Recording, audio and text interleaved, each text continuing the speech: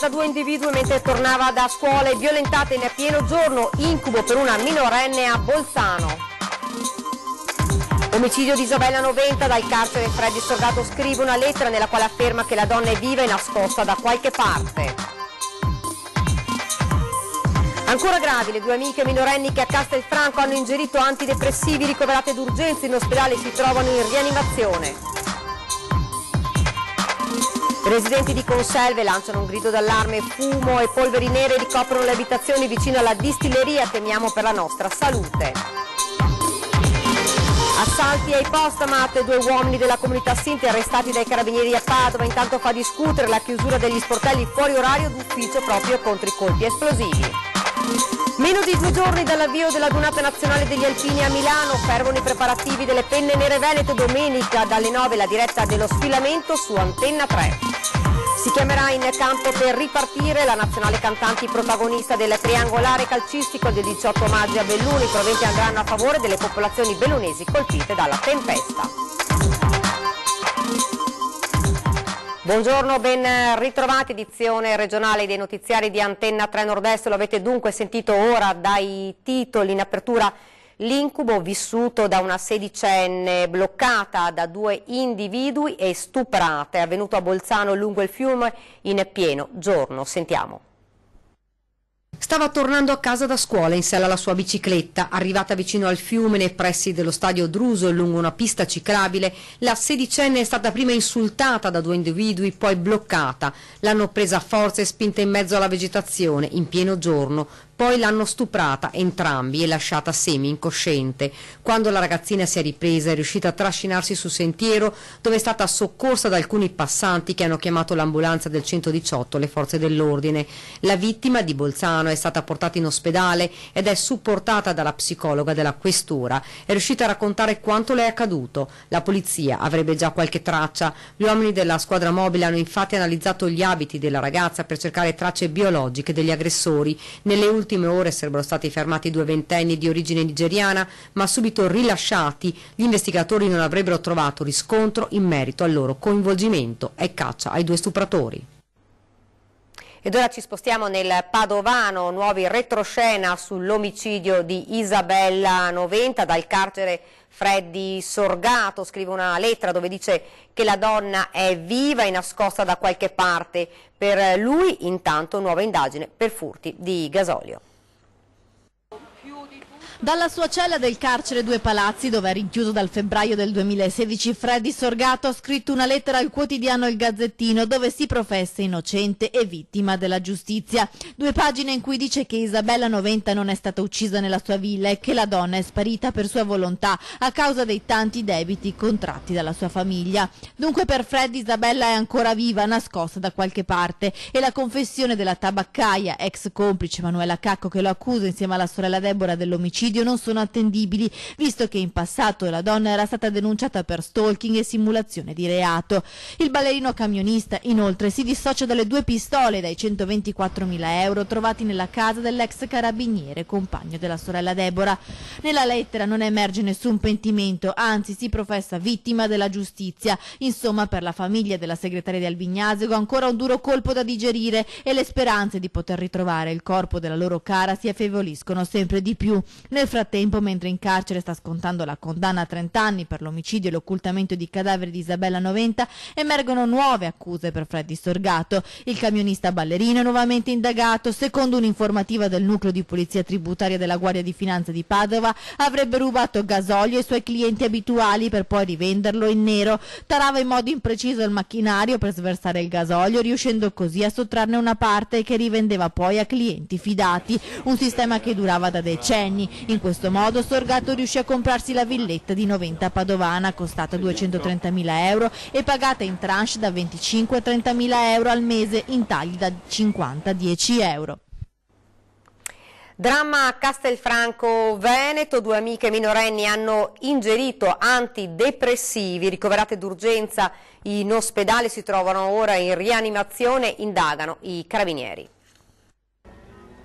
Sconosciuto per ora il motivo che ha portato due ragazzine adolescenti di 16 e 17 anni ad assumere antidepressivi. Le giovani sono state trovate dal padre della più grande in cameretta, prive di sensi. È accaduto nel pomeriggio a Castelfranco Veneto. Le studentesse ieri mattina non si sono recate a scuola ma sono rimaste a casa. Cosa le ha spinte a fare un gesto simile? Saranno loro a spiegarlo. A trovarle a terra il papà di una delle due che rientrando a casa è rimasto paralizzato dallo shock. Le ragazzine prive di sensi. Immediatamente il genitore ha allertato i soccorsi. Sul posto sono arrivate le ambulanze del 118. Più gravi le condizioni della sedicenne. Portata in ospedale d'urgenza, è stata fatta ad entrambe una lavanda gastrica. Le due adolescenti avevano assunto una massiccia dose di antidepressivi. Le loro condizioni non sarebbero gravi, ma si trovano ricoverate in rianimazione. Il genitore che le ha trovate ha portato subito all'ospedale i farmaci che aveva in casa per facilitare le operazioni di soccorso dei medici. Non hanno lasciato nessun messaggio, nessun biglietto che possa spiegare questo terribile gesto. Rimangono per ora in piedi tutte le ipotesi, anche che avessero deciso di fare un gioco tanto assurdo quanto pericoloso per provare lo sballo, anche se gli investigatori ritengono più plausibile il tentativo di suicidio. Appena si saranno stabilite con il supporto dei genitori e degli psicologi, saranno interrogate dai carabinieri. Continuiamo con la cronaca. Incidente ieri pomeriggio lungo la strada dei Vivai, feriti i due conducenti e traffico in tilt. Incidente martedì pomeriggio lungo la strada dei Vivai nel comune di Campolongo. Scontro frontale tra un'auto e un furgone. Nell'incidente sono coinvolti una Citroen Picasso e un mezzo carico di scatoloni. La donna, alla guida dell'automobile, è stata estratta dai pompieri ed è lì trasportata all'ospedale di Padova. Ferito in modo più lieve il conducente del mezzo commerciale, soccorso dai sanitari del SUEM e trasportato in ambulanza al pronto soccorso di Piove di Sacco. La polizia stradale sta ricostruendo l'esatta dinamica del sinistro, pesanti le ripercussioni sul traffico. La viabilità è stata interrotta in direzione Padova e deviata sulle arterie secondarie per tutto il pomeriggio. Ed ora andiamo invece a Conselve per un nuovo allarme dai residenti preoccupati per il fumo nero e le polveri che escono dalla distilleria che si trova vicino al centro abitato. Ieri avevo pulito tutto perfettamente, per vedere effettivamente cos'è la situazione e stamattina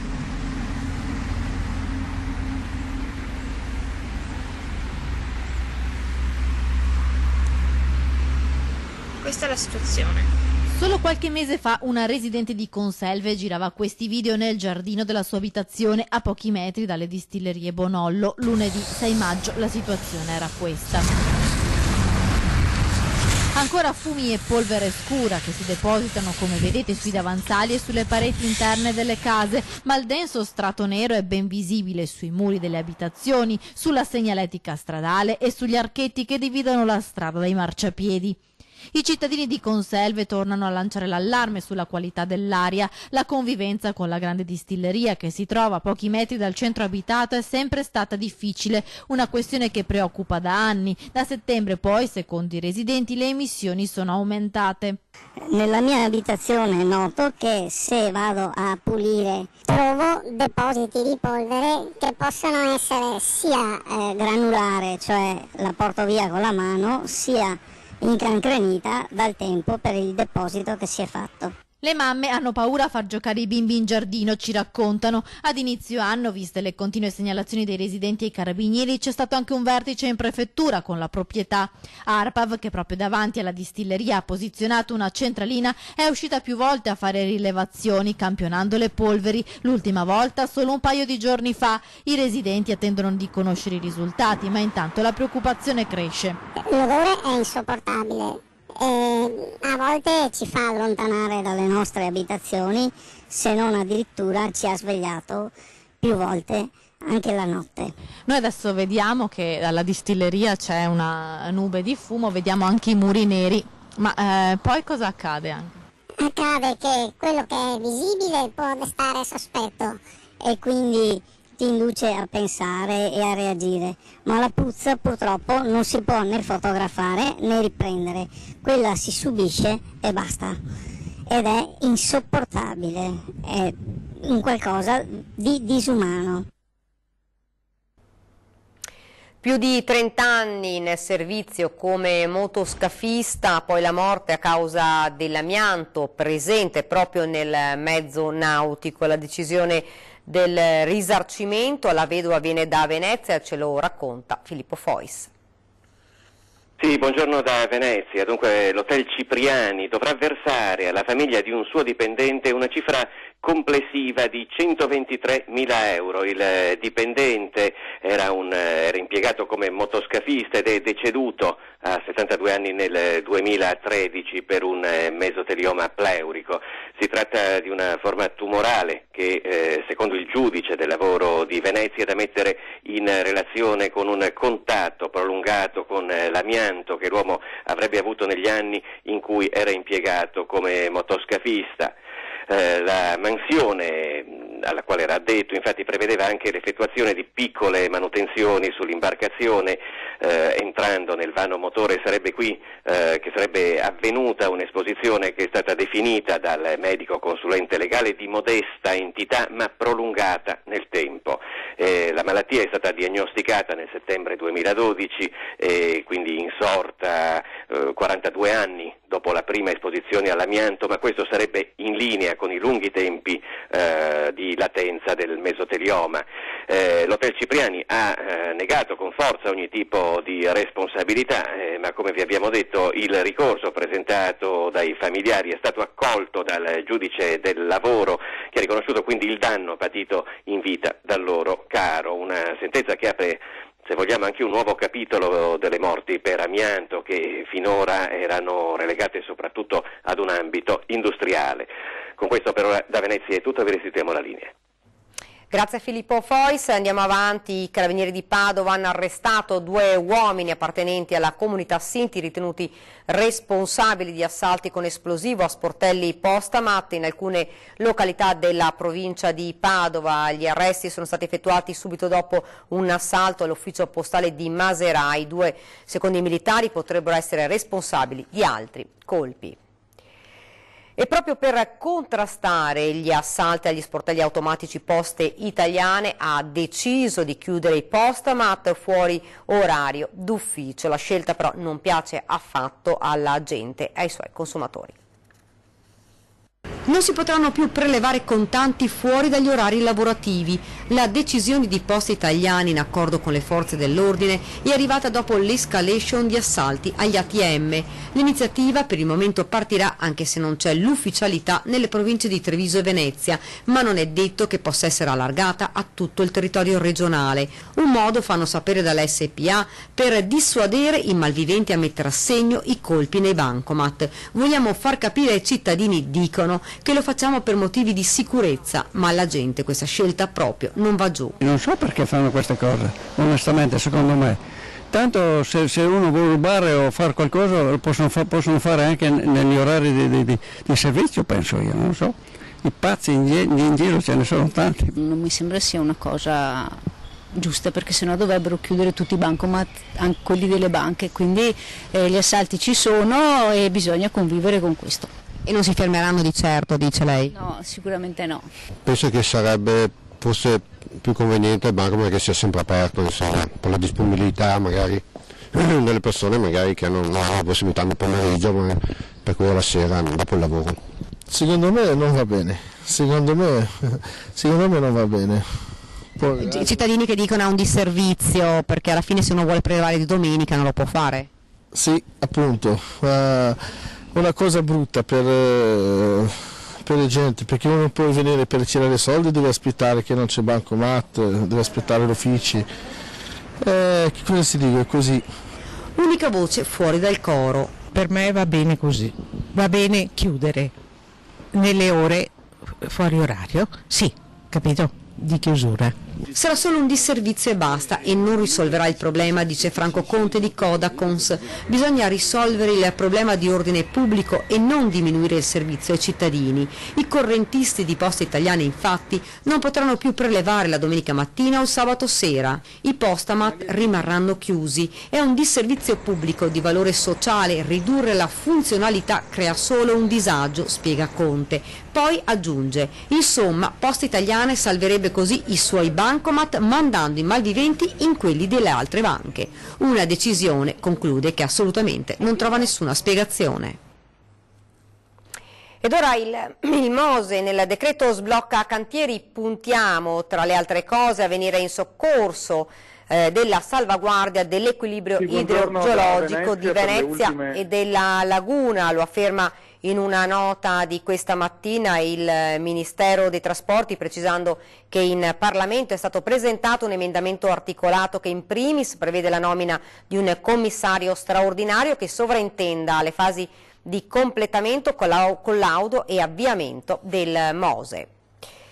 Ed ora invece parliamo delle Olimpiadi 2026, ieri alla CONI a Roma, conference call in vista della decisione finale del CIO il 24 giugno a Losanna. Sentiamo.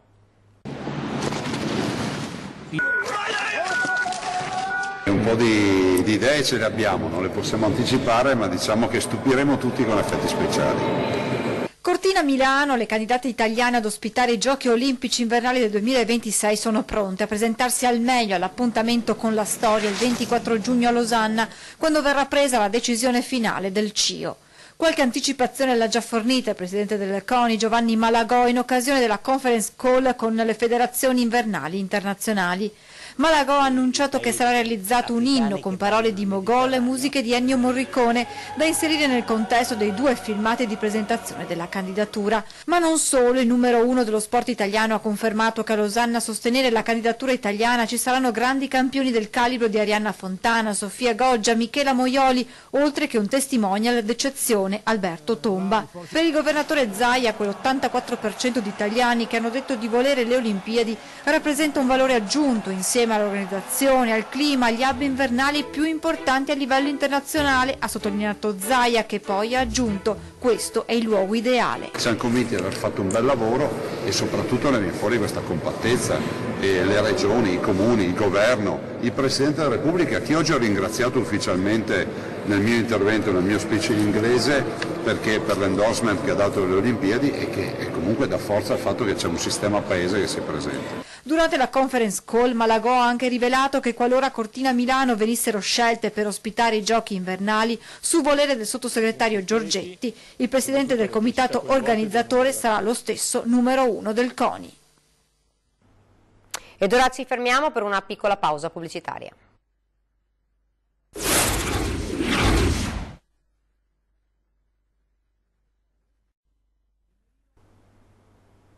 Siamo tornati nuovamente in studio con l'edizione regionale dei nostri telegiornali. Parliamo di elezioni europee, presente alla competizione elettorale del 26 maggio anche il Partito Pirata in lista, anche il fondatore della comunità online TNT Village, Luigi Di Liberto.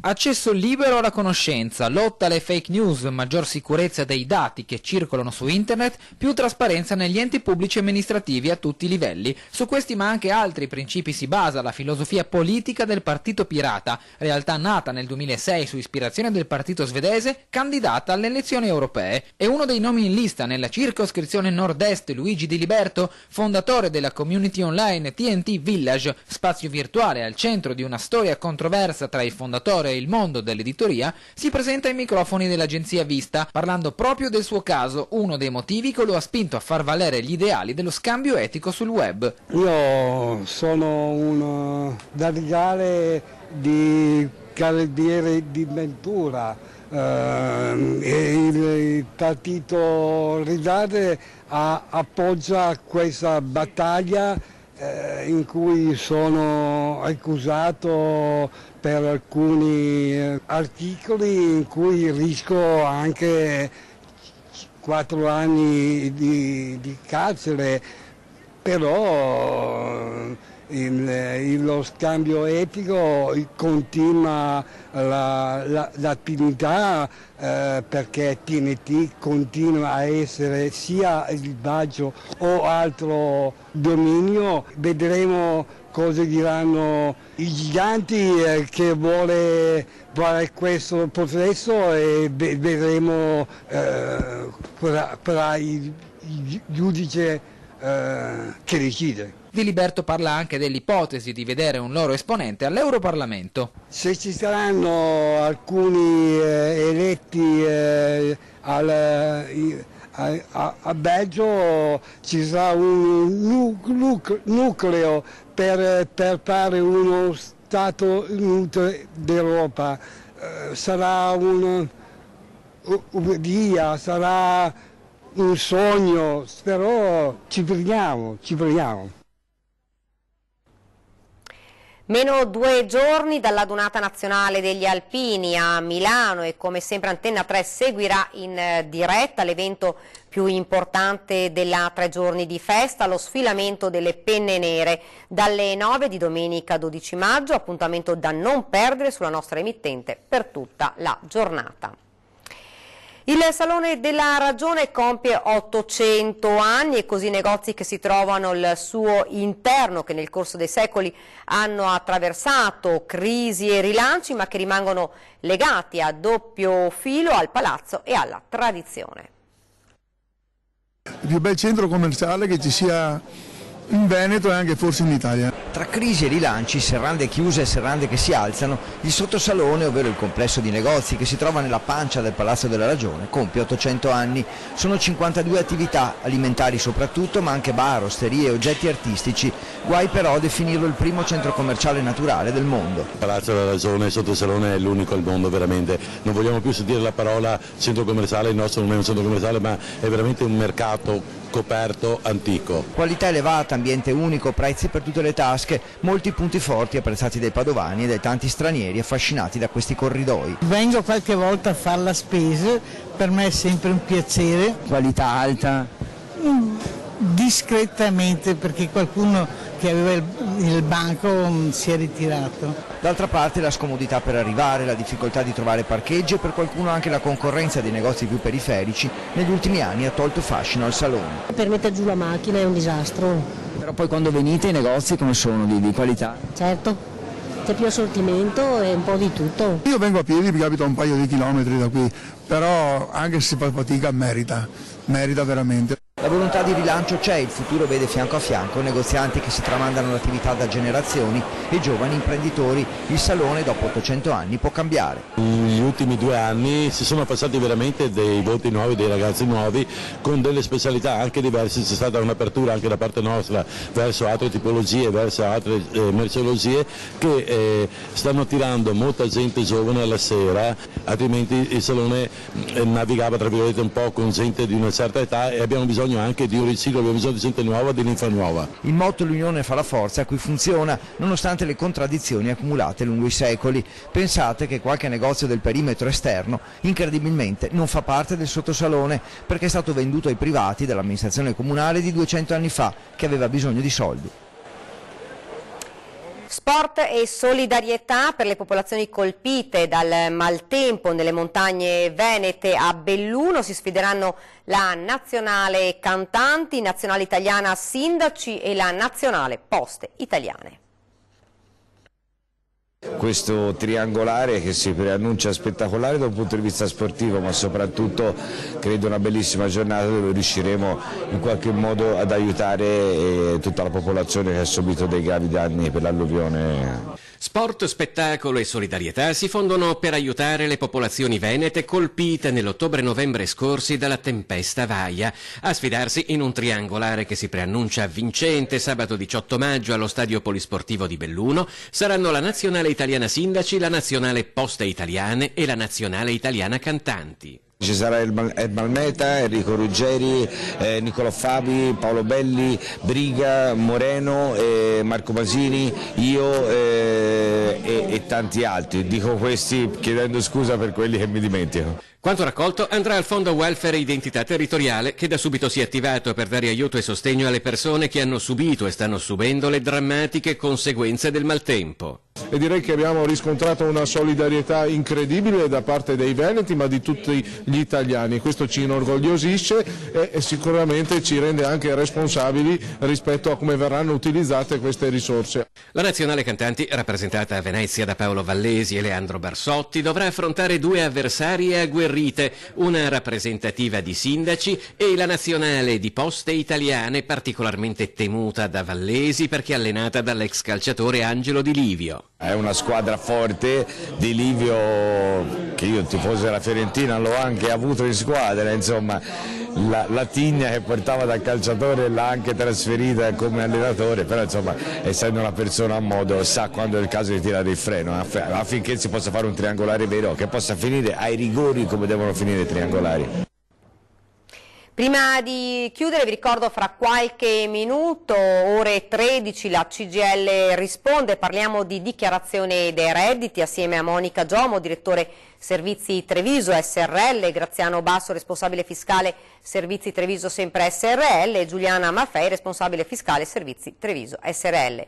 Non perdetevi ovviamente questa sera 20:10, parliamo di elezioni europee con Sergio Berlato, Fratelli d'Italia, Conservatori e Riformisti e Federico Pizzarotti, Più Europa, Italia in Comune. Ed è davvero tutto, vi lascio come di consueto alle nostre previsioni del tempo. Grazie davvero per averci seguito, arrivederci.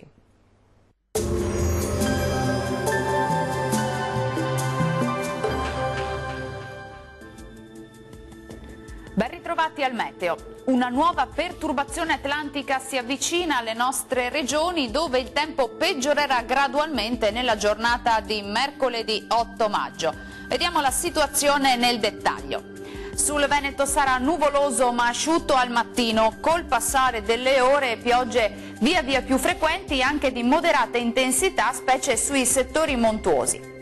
Temperature minime tra 6 e 12 gradi, massime comprese invece tra 16 e 19 gradi.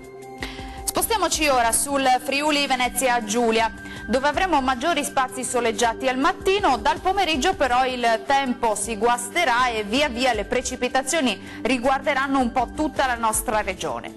Temperature minime tra 7 e 11 gradi, massime oscillanti invece tra 15 e 17 gradi. Poche novità sul Trentino Alto Adige con cielo molto nuvoloso ma sarà più asciutto al mattino, poi la perturbazione raggiungerà anche la nostra regione dove avremo rovesci piuttosto diffusi. Temperature minime tra 6 e 7 gradi, massime comprese invece tra 14 e 15 gradi. Bene, dal meteo di Antenna 3 per ora è tutto, io vi do appuntamento al prossimo aggiornamento. Arrivederci.